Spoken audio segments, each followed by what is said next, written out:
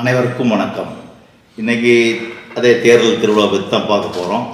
எல்லாமே கிட்டத்தட்ட அறிவிச்சிட்டாங்க. எடப்பாடியில் போட்டியிடுறார், எல்லாமே அறிவிச்சாச்சு. டிஎம்கே கிட்டத்தட்ட எல்லாமே முடிஞ்சுது, எல்லா வேலையும் முடிஞ்சுது. நீ எல்லாம் சீட்டு வெளியே வந்ததுக்கப்புறம் ஒன்றா தேர்தல் பிரச்சாரம் ஆரம்பிப்பாங்க. இப்போ நம்ம இது வரைக்கும் திமுக அதிமுக மட்டுமே பேசிக்கிட்டு வந்திருந்தோம். மூணாவதாக ஒரு கட்சி இருக்கிறத நம்ம பேசலை. மிக முக்கியமான கட்சி. ஆனால் நான் அதை பேசவே இல்லை, கம்மன் அமைதியாகவே இருந்தேன். இன்றைக்கி அதை பேசலாங்கிற ஒரு இதில் அதை பற்றின தகவல் சில அதாவது சொல்லலாம் அப்படின்னு தான் இன்றைக்கி அந்த வீடியோ. நான் எதை பற்றி சொல்கிறேன்னு உங்களுக்கு தெரியும் நினைக்கிறேன் யாருன்னு.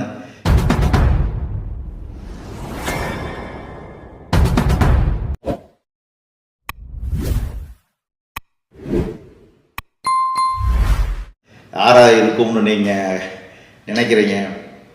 கரெக்ட், அவங்க தான். நாம் தமிழர் பற்றி தான் பேசலாம்னு ஒரு முடிவு. இப்போது அதிமுகவும் சரி திமுகவும் சரி கூட்டணி அப்படிங்கிற ஒரு இதில் தான் இருக்காங்க. அதிமுக கூட பெரிய அளவில் கூட்டணி இல்லை, சொந்த பலம். அதாவது ரட்டளை, ஜெயலலிதா, எம்ஜிஆர் அப்படிங்கிற அந்த மூணுடைய இதில் தான் அவங்க போட்டிடுறாங்க. பெருசாக ஒரு பிஜேபிகள் என்ன வாய்ஸ் இருக்குது சொல்ல பார்க்கலாம்? அப்படியெல்லாம் ஒன்றும் கிடையாது. பாமகவுமே ரெண்டாக உடஞ்சிருக்கு, வாய்ஸ் இருக்கலாம், ஆனால் ரெண்டாக உடஞ்சிருக்குது. அதில் இங்கே பாதி அங்கே பாதின்னு பெரிய 50-50 பெரியலாம், அந்த மாதிரி தான் இருக்குது. அப்புறம் அமமுக இருக்குது, டிடிவி, இது எல்லாம் பெரிய அளவில் இல்லைனாலும் ஏதோ கூட்டணிங்கிற ஒரு வகையில் அவங்களும் ஒரு சக்ஸஸ்ஃபுல்லாக திமுக மாதிரி சண்டை சச்சரவோட அமைக்கல. அவங்க தெளிவாக தொண்டர்களுடைய தொண்டர்களுக்குள்ள எந்த ஒரு விரிசலும் ஏற்படாது. அமமுகவாகட்டும் ஏடிஎம்கே ஆகட்டும், ரெண்டு பேருமே இணைந்து செயல்படுற அளவில் தான் சந்தோஷமான ஒரு செய்தியை தான் அவங்க பார்த்துக்கிட்டாங்க. ஆனால் அதே திமுகவில் பார்த்தீங்கன்னா காங்கிரஸ் பண்ண லோலாயத்துக்கு திமுக கட்சிக்காரன் ஒருத்தன் கூட ஏற்றுக்க மாட்டான். கட்டுக்குள்ள செம காண்டில் இருப்பான். அதனாலவே உங்களுக்கு தெரியும். கமெண்ட் பாக்ஸில் அதை சொல்லுங்கள், என்னங்கிறத கமெண்ட் பாக்ஸில் சொல்லுங்கள். எந்த திமுக காரனும் ஏற்றுக்க மாட்டான். அவங்க அந்த அளவு பண்ணி வச்சு 28 சீட்டு வாங்கினாங்க. வேணாலும் பாருங்கள், நிறைய இடத்துல காங்கிரஸ் தோல்வி தான் சந்திக்கும். 8 சீட்டு வரதே பெருசு அப்படிங்கிற மாதிரி தான் இருக்கும். ஏன்னா அவங்களுடைய நடவடிக்கை அந்த அளவுக்கு ரொம்ப மோசமாக இருந்திருக்குது, வெறுப்பேற்றுற அளவில் இருந்தது. அதனால் அதை திமுக காரங்க ஏற்றுக்க மாட்டாங்க. இப்போ அதுக்கப்புறம் பார்த்தீங்கன்னா தேமுதிக, அது ஒரு செல்லா காசாக இருந்த கட்சி தான். அதுக்கு போய் 10 சீட்டா அப்படிங்கிறது அதையும் திமுக தொண்டர்கள் மனசில் ஒரு ஒரு கரமடைஞ்ச மாதிரி தான். அதாவது ஒரு தேர்தலில் பார்த்தீங்கன்னா 2 கட்சி தொண்டர்கள் கூட்டணியில் இருக்கிற எல்லாரும் ஒரு மன நிறைவோடு சேர்ந்து வேலை செய்யும் போது தான் அந்த கட்சிக்கு வாய்ப்பு கிடைக்கும், ஜெயிக்கிற வெற்றி வாய்ப்பு உருவாகும். ஆனால் அப்படி கசக்கி புளிஞ்சு எல்லாம் பண்ணும்போது அது சரியல்ல.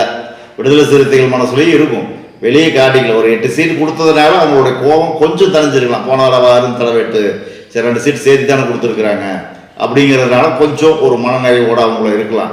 ஆனால் நம்ம திமுக மத்தியில் கோவத்தில் இருப்பாங்க. யாரு மேலே கண்டிப்பாக காங்கிரஸ் மேலே கோவத்தில் இருப்பாங்க. இதெல்லாம் கூட்டணிக்கான பிரச்சனை. ஆனால் நாம் தமிழர் பாருங்கள், சீமான் பாருங்கள், எந்த கட்சியுமே சேர்த்துல. தான் சொன்ன மாதிரி ஆரம்பத்திலிருந்து இன்னைக்கு வரைக்கும் எந்த கட்சியோட கூட்டணி இல்லை, தனித்து தான் போட்டி. விஜய் கூட யாரும் கூட்டணி சேரல, அதனால தனிச்சு போட்டி அவர். ஆனால் நான் சீமான் கூப்பிட்டும் சீமான் போகல, நான் வரல, நான் தனிச்சு தான் போட்டி, நான் மக்களோட தான் போட்டி அப்படின்னு சொல்லியிருக்காரு. நான் தாலிக்கெல்லாம் தங்கம் தர மாட்டேன், அவன் போல்ட்டு அடிக்கிறார் பாரு. நான் தாலிக்கு தங்கம் தர மாட்டேன், இலவசம் தர மாட்டேன். இலவசம் எதில் தர்றேன்னா கல்வி மருத்துவம், இந்த 2லையும் தர்றேன். அப்படி கல்வி மருத்துவம் இலவசமாக கொடுத்தாவே மக்கள் வேலை வாய்ப்பு, இதெல்லாம் வேலை வாய்ப்பில் ஏகப்பட்ட கொள்ளையடிச்சிருக்கிறது உங்களுக்கே தெரியும். நேரு மேலே வந்தது, உதவ செந்தில் பாலாஜி மேலே இது வேலை வாய்ப்பு பிரச்சனைகள் வந்தது. பஸ்ஸு கண்டக்டர் இதெல்லாம் ஏகப்பட்ட பிரச்சனை வந்தது. வேலை வாங்கி தரேன். அந்த வேலை வாய்ப்பையும் நான் உருவாக்கி தருவேங்கிறாப்புல. அப்படி வேலை வாய்ப்பை உருவாக்கி கொடுத்தாலே அந்த மாணவ மாணவிகளுக்கு ஒரு வருமானம் உருவாகிருக்கு. வருமானம் உருவாகும் போது இதுதான் சொல்கிறது தற்சார்பு வாழ்க்கைங்கிறது. சுயமாக சம்பாதிக்க ஆரம்பிச்சுட்டா உங்களுக்கு இலவசம் தேவைப்படாது. இப்போ ஃப்ரிட்ஜு கொடுக்குறாங்க, அவங்க என்ன ஏசி கொடுக்குறாங்கன்னு இதெல்லாம் தேவையில்லை. சம்பாதிக்க ஆரம்பிச்சிட்டிங்கன்னா சுயசார்பாக இருக்கும்போது தன்மானங்கிற ஒன்று உருவாகும் உங்களுக்கு. இதெல்லாம் பிச்சை எடுக்கிற மாதிரி தான். ஒருத்தர் கொடுத்து வாங்கினா உங்களுக்குங்கிற தன்மானம் இல்லை. உங்களை எல்லாம் அந்த லிஸ்ட்டில் தான் வச்சுருக்கிறேன் அப்படிங்கிறது தானே. என்றைக்குமே நீங்கள் உங்களுக்கு இலவசம் கொடுத்து கடன் தள்ளுபடி கொடுத்து இந்த மாதிரி பண்ணிக்கிட்டு இருந்தால் ஓட்டு போட்டுருவீங்க அப்படிங்கிறது தானே வரும். தன்மானம் உள்ள எவனும் என்ன பண்ணுவான், மூடி போய் எனக்கெல்லாம் தெரியும், எனக்கு வாங்கி தெரியும் அப்படிமா. அந்த தன்மானம் எங்கிருந்து வருது? உங்களுடைய பொருளாதாரத்திலிருந்து வருது. ஒரு பெரிய ஆள் அப்படின்னு சொன்னாவே என்ன அர்த்தம்? அவங்களோட பணம் இருக்குதுன்னு அர்த்தம், அவ்வளோதான். ஐட்டாதுதானே அர்த்தமா? சத்யராஜ், ஆதவர்ஜன் அவங்கெல்லாம் பெரிய ஆள், மற்றவங்கெல்லாம் எடப்பாடியார், இவங்க கருணாநிதியில் ரொம்ப கோலை தான், எம்ஜிஆர் ரொம்ப கோலை தான், தெரியுமில்லங்க. இவங்களா சின்ன ஆளுகள்னு அர்த்தமா? யோசிச்சு பாருங்க. பணத்தினை வச்சு தான் உங்களை மதிப்பிடுறாங்க. அதுக்காகத்தான் இந்த வேலை வாய்ப்பு உருவாக்கி தராங்கிறது சீமான் அவர்களுடைய கொள்கையாக இருக்குது. மெயின் கொள்கையாக அதுதான். உனக்கு வேலை கொடுத்துட்டுனா நீயே சம்பாதிக்க ஆரம்பிச்சிருக்க.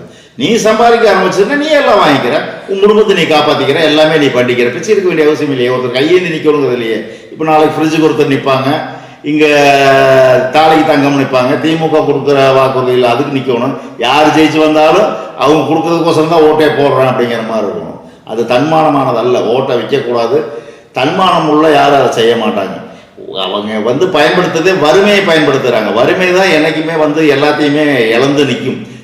சிந்திக்க கூடாது. ஒரு போராட்ட குணம், ஒரு போராளி ஒரு வறுமையை நினச்சி பின்வாங்க மாட்டான். அவன் என்ன நடந்தாலும் தன்னுடைய கொள்கையில் கோட்பாடோடு செயல்படுவான். இப்போ இன்னும் உங்களை வறுமையில் வச்சுக்கிட்டு இருக்கிறதுக்கு காரணமே அதான். எப்பவுமே எனக்கு நீங்கள் ஓட்டு போடணும், அப்போ நீங்கள் வறுமையிலேயே இருக்கணும். அதுக்காகத்தான் உங்களை இன்னும் வறுமையிலேயே இருக்கிறாங்க. ரொம்ப நீங்கள் முன்னேறவும் முடியாது.